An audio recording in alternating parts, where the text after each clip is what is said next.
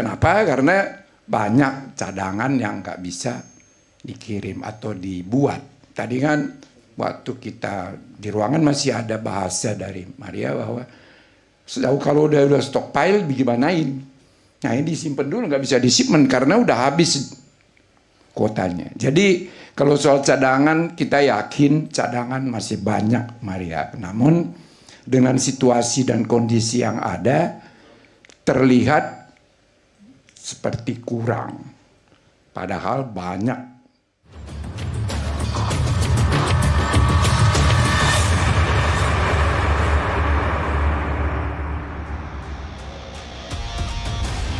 Merah membara semangat kita, putih tulus perjuangannya. Tanah kita kaya raya, batu bara dikeruk tak habis-habisnya. Meskipun cadangan kita melimpah, tapi ada sebuah paradoks yang nyata. Genset masih jadi primadona. Mati lampu tak habis-habisnya. Apa yang salah dengan ketahanan energi kita? Saya Maria Anneke, Anda menyaksikan Merah Putih Paradoks Indonesia.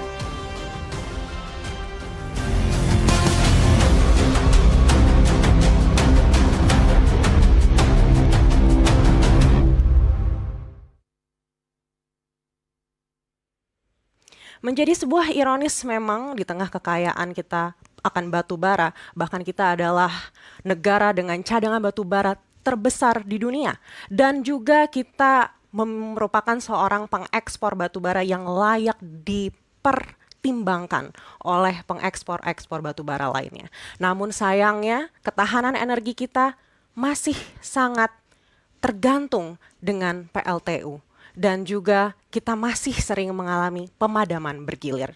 Kita akan bahas dengan narasumber-narasumber yang prominent malam hari ini. Sudah ada Bapak Pulung Perangin-Angin selaku akademisi ISMS atau praktisi batubara. Pak Pulung, apa kabar? Baik, Maria, terima kasih atas undangannya. Luar biasa. Dan berikutnya ada Pak Paulus Webroto, praktisi batubara ISMS. Pak Paulus, apa kabar? Ya, terima kasih sudah diundang untuk diskusi malam hari ini. Baik, dan berikutnya ada Bapak Singgih Widakdo, Ketua Indonesian Mining and Energy Forum atau IMEF. Apa kabar Pak Singgih? Terima kasih, baik-baik. Senanglah dalam ruang diskusi. Luar biasa, kita akan membahas topik yang sejak kemarin ini benar-benar menjadi topik utama. Banyak sekali yang terdampak dengan adanya pemadaman listrik ini. Tapi apakah memang sumbernya karena batu bara kita? Sebelum kita masuk ke sana, saya punya data terlebih dahulu. Seperti apa sih data cadangan batu bara kita dibandingkan dengan negara-negara tetangga kita? Katanya kita adalah salah satu pengekspor batu bara terbesar, salah satu negara yang juga cadangan batu baranya terbesar di dunia. Kita akan buktikan seperti apa. Kita lihat datanya. Nah, ini dia ada Indonesia, Vietnam, Thailand, Filipina, Burma, Malaysia, Laos, Brunei, Kamboja, dan Singapura. Ini agak terpotong sedikit, tapi kita masih bisa lihat datanya. Ini per juta short ton, satu short tonnya itu sekitar 907,18 kg. Nah, ini sudah bisa kita lihat bersama. Sumbernya ini dari Amerika Serikat, the US Energy Information Administration. Tapi ini per tahun 2023. Kita lihat memang kalau di ASEAN, kita mungkin punya cadangan batu bara yang paling tinggi dibandingkan dengan negara-negara tetangga kita. Tapi bagaimana dengan tingkat mati lampu kita? Kita juga punya datanya seperti apa di ASEAN. Kita lihat data berikutnya. Ini ada Singapura, Brunei Darussalam, Malaysia, Thailand, Indonesia, Filipina, dan Vietnam. Data yang merah ini adalah berapa lama setiap mati lampu, dan data yang biru ini adalah seberapa sering kita mati lampu. Yang pertama itu yang paling jarang mati lampunya, dan ketika mati lampu itu jaraknya paling sedikit itu adalah Singapura, paling atas. Padahal kalau kita lihat data sebelumnya, Singapura itu cadangan batu baranya nol. Berikutnya Brunei Darussalam, Malaysia, Thailand, dan Indonesia. Ternyata Indonesia itu dapat poin 2,64. Dan untuk sering mati lampunya itu 3,49 begitu. Artinya 3 terbawah nih dibandingkan dengan negara tetangga kita lainnya, mungkin tidak separah Vietnam dan Filipina. Tapi kita yang punya data cadangan batu bara yang cukup besar harusnya tidak berada di posisi seperti ini begitu. Ya. Namun ini kalau kita lihat adalah data yang di tahun 2025. Kalau melihat di 2026 ini, Pak Pulung, seperti apa sih cadangan batu bara kita sebenarnya? Terima kasih pertanyaannya Maria. Sebetulnya cadangan batu bara itu masih banyak dan juga kalau 2025 yang lalu produksi dan shipment kita hampir 800 juta ton itu oleh pemerintah dikurangi menjadi sekitar 600. Nah, ini di lapangan pasti besar karena para pebisnis pada waktu itu, petambang khususnya, pasti memikirkan sebelum diucapkan kata-kata pemotongan itu, pasti berpikir paling tidak sebesar ini lagi, 800 juta atau lebih seperti sebelumnya. Tapi kenyataannya tidak. Nah, ini pasti barang tersebut ada di tambang. Karena sebelumnya sudah 800, 900 ada di tambang. Nah, ini kalau pertanyaan Maria apakah sebesar apa?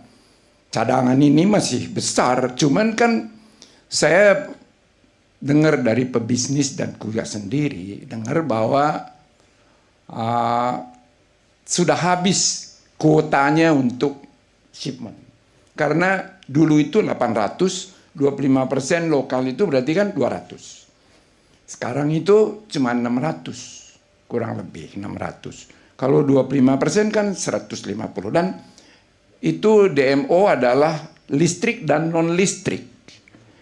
Industri lain, semen lah, macam-macam, pupuk lah.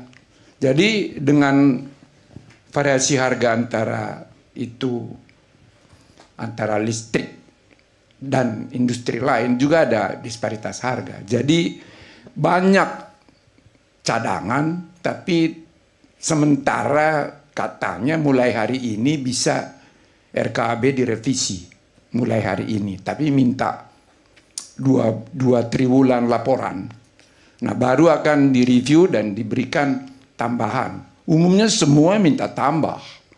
Kenapa? Karena banyak cadangan yang nggak bisa dikirim atau dibuat. Tadi kan waktu kita di ruangan masih ada bahasa dari Maria bahwa kalau udah stockpile bagaimanain? Nah, ini disimpan dulu, nggak bisa disimpan karena udah habis kuotanya. Jadi kalau soal cadangan kita yakin cadangan masih banyak Maria. Namun dengan situasi dan kondisi yang ada terlihat seperti kurang.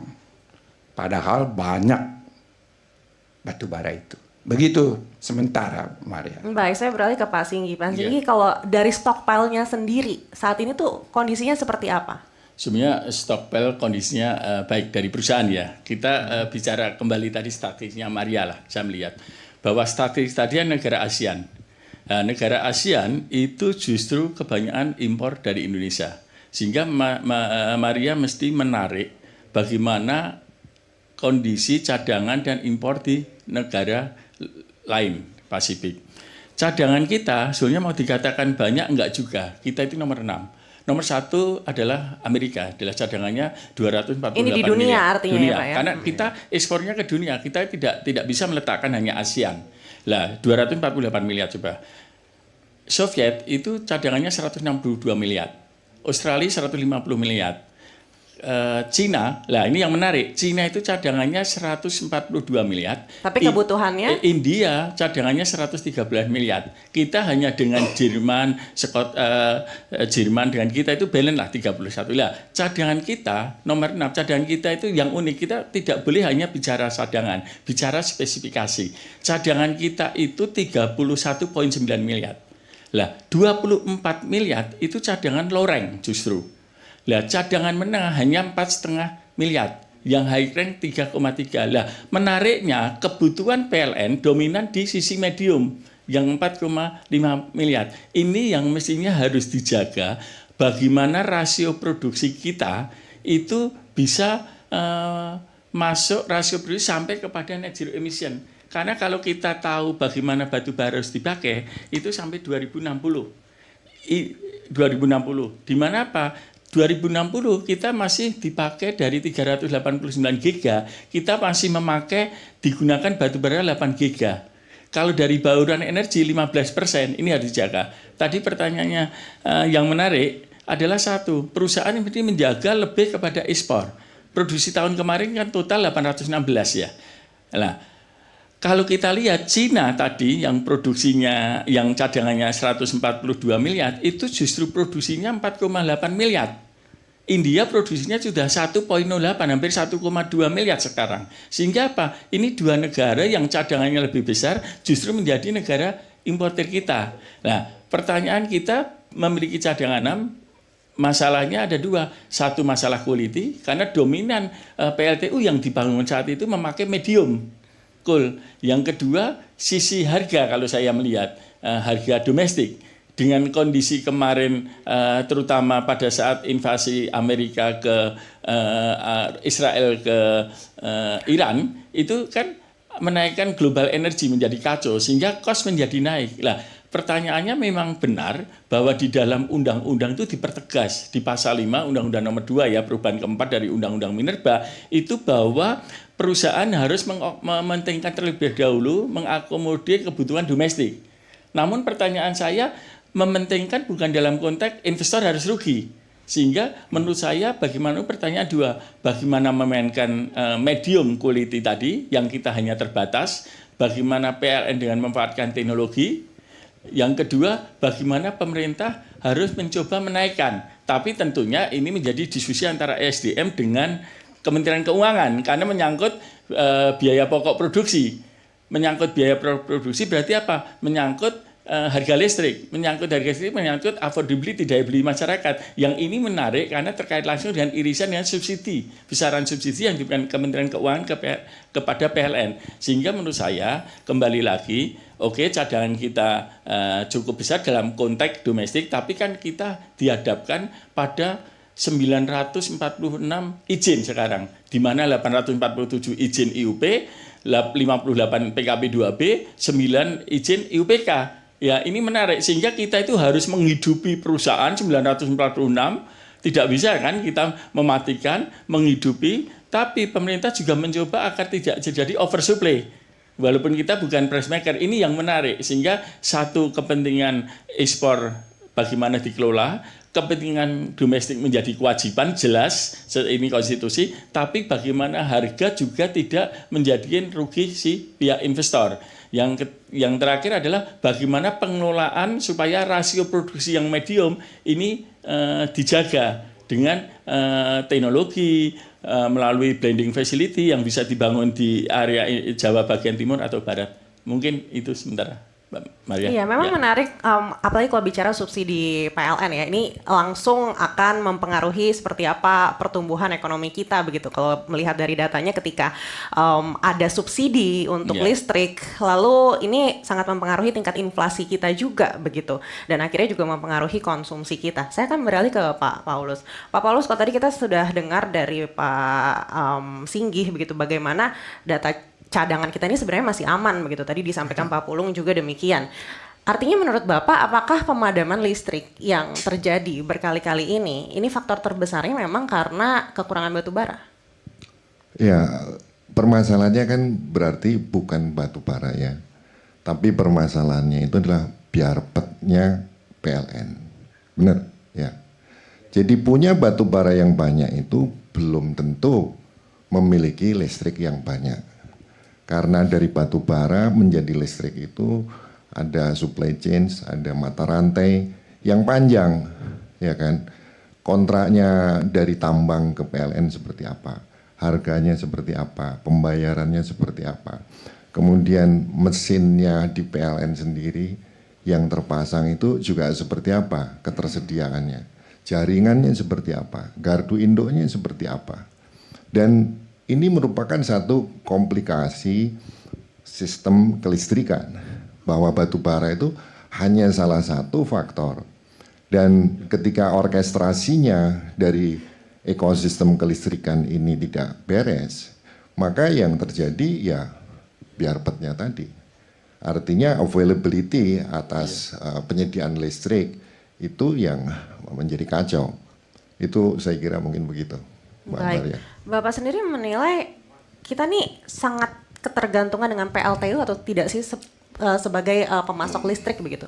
Karena kalau melihat dari Jawa dan Bali ini kan 70% pemasok listrik kita adalah dari PLTU yang mengandalkan batu bara begitu. Apakah memang ini sudah waktunya kita untuk beralih ke energi lain?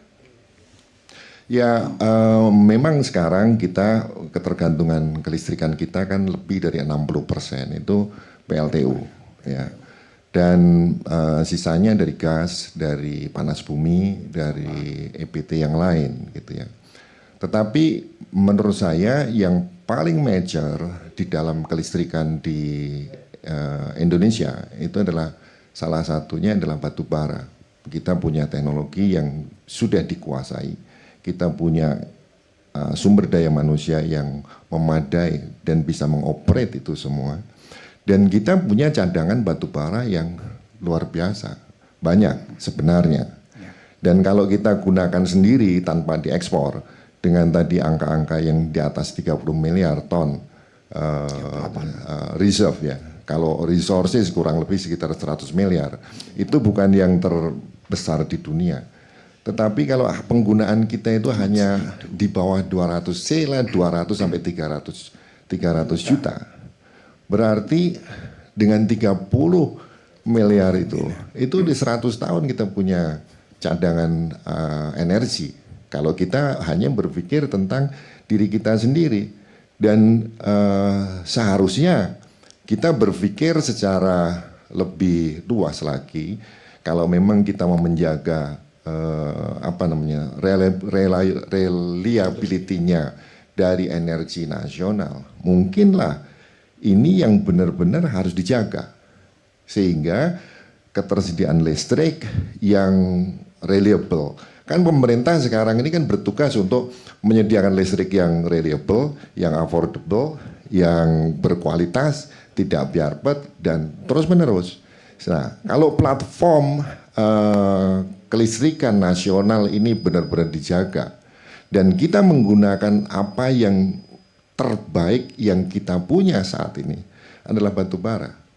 Ya, saya terlepas dari bahwa memang EBT yang tadi ditanyakan sama Maria itu adalah sesuatu keharusan ya, mungkin semacam keharusan dalam arti bahwa memang secara internasional itu kan di-push untuk menjadi energi mix dengan energi yang bersih dan sebagainya, itu kan memang itu menjadi satu tuntutan internasional sehingga bahkan internasional juga tidak mau mengurangi penyediaan pembiayaan atas pembangunan listrik yang berbasis pada batu bara. Lalu kemudian tapi kalau menurut saya kan kita kan harus berpikir dan bertindak untuk yang terbaik bagi diri kita dan bangsa kita. Nah, bangsa kita ini memiliki batu bara yang memadai. Bangsa kita ini juga punya teknologi yang dikuasai yang sangat mature, itu adalah PLTU. Lalu kemudian bangsa kita juga membutuhkan energi yang sangat besar, terutama kalau kita bicara mengenai masalah hilirisasi, di mana hilirisasi ini pasti akan membutuhkan batu bara. Nah, bukan batu bara, membutuhkan kelistrikan. Nah, semakin kelistrikannya itu reliable, maka industri-industri ini pasti akan datang untuk melakukan aktivitas atas hilirisasi dari yang mereka bisa. Contoh kasus ya, misalnya saya pernah didatengin satu pengusaha dari Cina sana, dia mau membuat smelter boksit. Tetapi mereka tidak mau membangun kelistrikannya. Nah, kalau platform energi ini memang tersedia dengan sangat baik di Indonesia, maka menurut saya ya menjadi salah satu advantage kita bahwa Indonesia itu bisa menarik investasi hilirisasi seperti itu. Nah, ini yang menurut saya mungkin panjang ya, kita mesti mendiskusikan masalah ini karena kelistrikan itu, batu bara itu hanya salah satu faktor. Jadi reliability-nya kelistrikan tidak tergantung ada dan tidak adanya batu bara. Contohnya yang tadi kita lihat bahwa Singapura itu pemadamannya baik frekuensi maupun durasinya ya sangat kecil kan gitu kan. Sementara kita punya batu bara yang ekspornya kemana-mana, tetapi durasi pemadaman kelistrikannya tinggi, frekuensi pemadamannya juga tinggi. Jadi SAIFI-nya itu sangat tinggi gitu. Ini yang saya pikir itu paradoknya memang seperti itu. Ya, saya pikir mungkin baik, kita kembali lagi begitu. ke industri. Tadi kita sempat mendengar juga masalah kuota impor saat ini dari dalam negeri begitu. Apakah ketentuan terkait DMO saat ini membebani industri batubara? Silakan Pak Singgi. Sebenarnya gini, kalau kita bicara DMO, kita mesti meletakkan pada amanah konstitusi. Karena memang industri pertambangan batubara itu dibangun untuk kepentingan pertumbuhan ekonomi. Sehingga apa? Tinggal bagaimana kita memilih apakah batubara mostly untuk ekonomi grow atau untuk revenue driver, sekadar ekspor. Kalau kita melihat, itu DMO sebatas hanya 25%. Maria mau tarik sampai next 10 tahun, itu tidak akan lebih dari 30%. Yang menjadi permasalahan adalah satu, DMO ini harus melihat bagaimana kondisi PLTU. Maksudnya posisi PLTU di mana. Uniknya batubara Indonesia itu kan penambangnya sendiri dari skala kecil sampai skala besar, dari IPR sampai IUPK. Yang kedua, cadangannya tersebar di mana-mana, ya.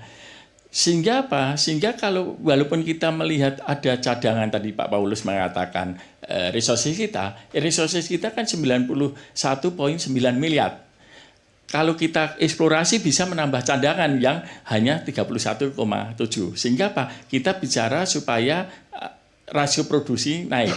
Dan kembali lagi tadi dikatakan memang PLTU masih diperlukan ya karena kondisi kita, dan memang dari tujuan nanti net zero emission di tahun 2060 PLTU pun masih dipakai, baurannya 15%, 8 gigawatt itu PLTU, walaupun dengan catatan pakai super critical, bukan pakai CCUS, carbon coal utilization storage, pakai CCUS ya.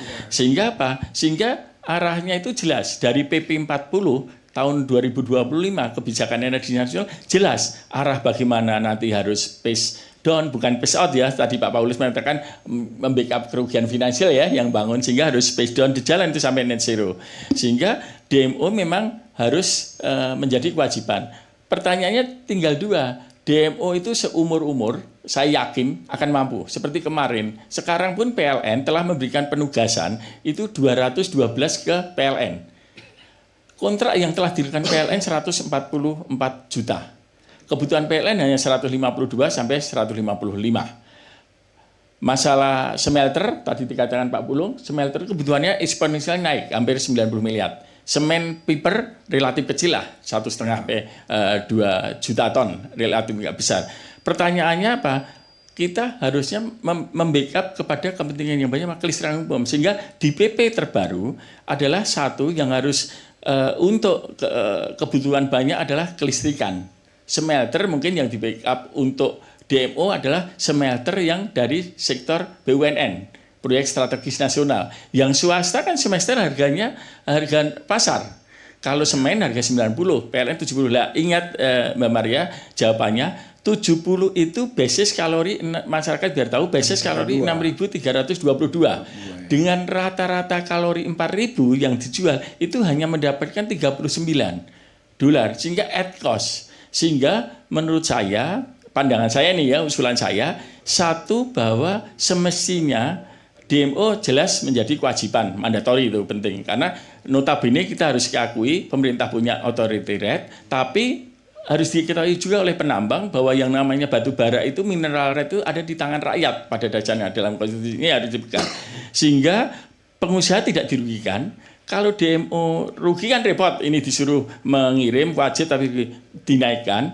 Tapi naiknya menurut saya juga tidak sependapat kalau sampai keuntungan sama dengan ekspor, kan nggak fair juga. Sehingga dijaga di situ, Kementerian Keuangan terlibat melihat ESDM, setelah itu dibuat fair, semua pelaku sama, kalau enggak baru punishment kan, karena sudah untung kecuali menjual rugi. pandangan saya yang terakhir adalah satu, yang namanya DMO itu kita melihat ada tambang kecil yang hanya di bawah 100.000 produksinya, 300.000 ya. Mungkin Pak Paulus 300.000 kan banyak. Kalau dia diwajibkan DMO, menurut saya juga tidak tepat. Kalau 100.000 ke bawah, 25% cuma 2.000 per bulan. Artinya ketentuan DMO ini ya, harus diganti ada revisi. begitu. Kalau Tidak dia boleh mau dipukul rata dikirimkan, semuanya. ya dipukul rata, tapi polanya. Yang 2.000 dikirim kan nggak masuk akal. Pakai logistik, kapasitas kapalnya, tongkangnya nggak ekonomis. Sehingga menurut saya yang kecil itu tetap kewajiban, tapi dalam bentuk cash bisa jadi. Tidak harus dalam bentuk batu bara. Karena kalau disuplai kan perlu armada khusus. Dia harus ngumpulin dulu 6 bulan baru secara ekonomis bisa disuplai ke PLN. Baik, Sehingga diganti dalam bentuk cash ya. Cash yang cukup cadangannya, dulu DMO pernah di bawah 1 juta nggak kena DMO. Sehingga yang 1 juta ke atas yang secara ekonomis DMO-nya misalnya 250.000, otomatis dia per bulan bisa mengirimkan, dia dalam bentuk komoditasnya nggak apa-apa. NK-nya nggak apa-apa, tapi yang kecil cash, sehingga nanti PLN dan kerjasama dengan SEM tentunya bisa memetakan tambang mana yang secara availability goal-nya tadi sampai sama kemampuan logistiknya, lokasi itu menjadi jelas arahnya, sehingga ini harus ada revisi, sehingga ada revisi teknikal, ada revisi price untuk kepentingan ketahanan kelistrikan. Diganti dalam bentuk cash ini bisa menjadi pertanyaan besar yang juga kecil untuk ya, industri begitu yang ya. IPR kecil ya. Iya, kita akan bahas lebih dalam lagi Iya. usai jeda. Tetaplah bersama kami di Merah Putih.